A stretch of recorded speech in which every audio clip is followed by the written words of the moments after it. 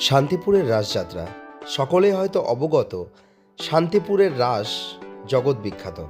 প্রথমেই শুরু করলাম পটেশ্বরী মাতা, পটের ওপর মায়ের মূর্তি। শান্তিপুরের এক ঐতিহ্যবাহী পূজা মণ্ডপ। অনেক ঠাকুরের মধ্যে আরেকটি উল্লেখযোগ্য যেটি আমাদের চোখে পড়েছিল, চকলেটের প্রতিমা। দেখতেই পাচ্ছেন কত সুন্দরভাবে তৈরি করা হয়েছিল। এবং এরপরই রয়েছে উলের প্রতিমা, ফেমাস ক্লাবের উলের প্রতিমা, যেটি খুবই সুন্দরভাবে তৈরি করা হয়েছিল। উল দিয়ে এত সুন্দর কারুকার্য, খুবই সুন্দর। এরপরে আমরা একটি বিগ্রহ বাড়িতে প্রবেশ করি, যেটি পুরোটাই শুধুমাত্র মোমবাতির আলো দিয়ে কিন্তু আলোকিত করা হয়েছিল। আমার ঠিক খেয়াল নেই, তবে সম্ভবত রাধারমন জিউ বাড়ি। এত সুন্দরভাবে, এত গোছানো।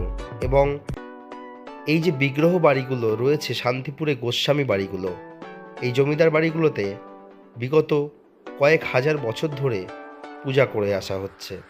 এবং রাধাকৃষ্ণ যুগল মূর্তি খুবই সুন্দরভাবে ফুটে উঠেছে এই বিগ্রহ বাড়িগুলিতে। শান্তিপুরের রাসযাত্রা শুধুমাত্র শান্তিপুর নয়, সমস্ত জগৎ বিখ্যাত। আশা করি আপনারা চোখ রাখলে, আমার চ্যানেলে চোখ রাখলে বুঝতে পারবেন শান্তিপুরের রাসযাত্রাকে কিভাবে তুলে ধরা হয়েছে। শুধুমাত্র ঠাকুর দেখা, ঘুরে বেড়ানো নয়, শান্তিপুরের ভাঙারাসের শোভাযাত্রাও আমি কিন্তু আমার চ্যানেলে তুলে ধরব। তাই অবশ্যই চোখ রাখুন আমার চ্যানেলে ভিডিওগুলি দেখার জন্য। আশা করি ভালো লাগবে। তার কিছুক্ষণ পরই ঘুরতে ঘুরতে আমরা পৌঁছে গেছিলাম বীর আশানন্দ পাড়া, অর্থাৎ রাধা বল্লভ জিউ বাড়ি, যেখানে কিন্তু বিগ্রহ মূর্তি থেকে শুরু করে এত সুন্দরভাবে, শুধুমাত্র এই রাসযাত্রার সময় কিন্তু এত সুন্দর নয়, সারাটা বছরই কিন্তু মন্দির এভাবে সাজানো থাকে। তবে আলোক উজ্জ্বল এই মুহূর্ত দেখার মতো ছিল।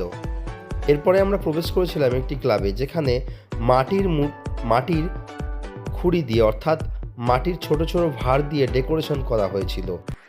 এবার দেখতেই পাচ্ছেন নটরাজের মূর্তি। এবং এরপরই আমরা ঘুরতে ঘুরতে এমন এক জায়গায় পৌঁছে গেছিলাম, শান্তিপুরের একটি উল্লেখযোগ্য নাম শ্যামবাজার, যেখানে মানুষের ঢল নেমেছিল, জনসমুদ্রে পরিণত হয়েছিল শান্তিপুরের রাজপথ। এবার দেখতে পাচ্ছেন শান্তিপুরের শ্যামবাজারের মণ্ডপটি, পূজা মণ্ডপটি অনেকটাই সুন্দর ছিল। আমাদের যেহেতু ভিআইপি পাস ছিল, আমরা ভেতর থেকে ঘুরে চলে আসার পরে বাইরে থেকে ভিডিওটা করেছিলাম, কারণ প্রত্যেকটা পূজা মণ্ডপ আগেই আমরা দর্শন করেছিলাম। শ্যামবাজারের পর চলে গিয়েছিলাম কলেজ মোড়ে, সেখানে রাস্তার উপর থেকে দেখে নিয়েছিলাম এত সুন্দর প্রতিমাটি। এরপর চায়ের প্রতিমা, সত্যি রাধাকৃষ্ণ যুগল মূর্তি যেন ফুটে উঠেছিল। এইবার দেখতে পাচ্ছেন এত সুন্দর ডেকোরেশন, এবং সত্যি ভাবার বিষয়, চা দিয়েও এত সুন্দর প্রতিমা তৈরি করা যায়। শুধুমাত্র চা নয়, চায়ের সমস্ত উপকরণ দিয়ে, যে চা আমরা প্রত্যহ সকাল বিকেল পান করে থাকি, সে চায়ের প্রতিমা, বুঝতে পারছেন কতটা সুন্দর, এতটা সুন্দর, সত্যি ভাবার বিষয়। শান্তিপুরে আসলে কিন্তু আপনি আরও অনেক কিছুই দেখতে পাবেন, এমন আশ্চর্যজনক জিনিস। আর শান্তিপুরের রাস মানেই একটা আবেগ। শান্তিপুরের রাস এটি শুধুমাত্র বাংলা নয়, বাংলার বাইরেও সারা ভারতবর্ষে বিখ্যাত।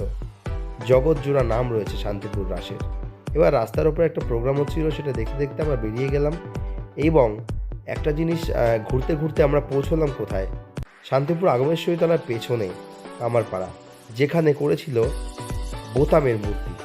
38 রকমের বোতাম দিয়ে তৈরি হয়েছিল রাধাকৃষ্ণ যুগল, এবং এত সুন্দর প্রতিমা তৈরি হয়েছিল 38 রকম বোতাম দিয়ে। সাথে থাকবেন, পাশে থাকবেন। এরপরে কিন্তু আসছে শান্তিপুর ভাঙা রাসের ভিডিও, তাই অবশ্যই চোখ রাখুন আমার চ্যানেলে আর দেখতে থাকুন।